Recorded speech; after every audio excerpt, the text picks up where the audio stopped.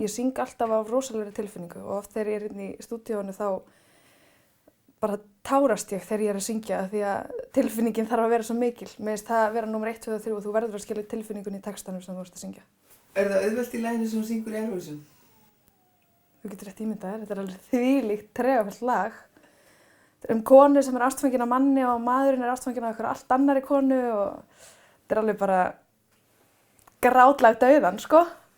Þannig að það er alveg nóg af tilfinningunum sem maður getur náðið þar. Jú, maður undirbýr sig kannski aðalega andlega, bara svona reynir að vera slakur og rólegur og til dæmis eins og þetta, að fara aðeins bara út á sjó og njóta kyrrðarinnar, horfa á stjörnurnar og hafa það bara gott. Ég er hérna bara með strákana mína og við erum búin að vera aðeins að veiða og það er bara yndislegt. En þetta er kannski svona besti undirbúningur. Við ætlum okkur svo sannarlega að gera þetta helmingi betur en við gerðum í undankeppninni. Nú erum við komin í úrslit og þá þarf maður að taka öll trompur út úr erminni. Þetta er sem sagt svona okkar daglega rútína. Það er að mæta hérna niður í átak.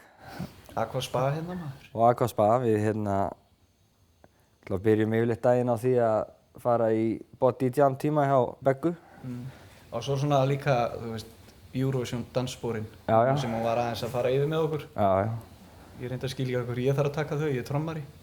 Já, bara betra, þetta er bara líka eflir hópinn og að vera allir saman í þessu. Fylgjast þeir eitthvað með sjónvarpinu? Heldur þeir hafi fylgst með keppninni? Þeir fylgja með, auðvitað, sér það. Hann er nýbúinn að læra að kjósa, hann kann númerið mitt. En kæmustu þá í sögubækurnar í Færeyjum ef þú færir fyrir Íslands hönd? Já, ég held ég myndi koma bæði í sögubækurnar í Færeyjum og Íslandi. Því þá má ekki senda útlending út fyrir ykkur áður eða það. En það væri bara heiður að geta gert það. Ég hef ekki hugsað beint úr því að koma í sögubækurnar. Er það fótsnýtting fyrir Laugardalskvöldið? Já, þeir eru einmitt sko Gunni, Óla og Viggi sem vantar hérna. Þeir eru núna í... Þeir voru að draga okkur í fótsnýrtingu við sögnum. Nei, strákar, er það ekki svolítið, þú veist. Hvað fannst það aðeins og mikið, sko? Já, nákvæmlega. Þannig að við ætlum bara að vera, þú veist, bara eins og við erum. Við þurfum ekkert að láta snyrst þetta. Nei. Þeir eru eins og þeir eru.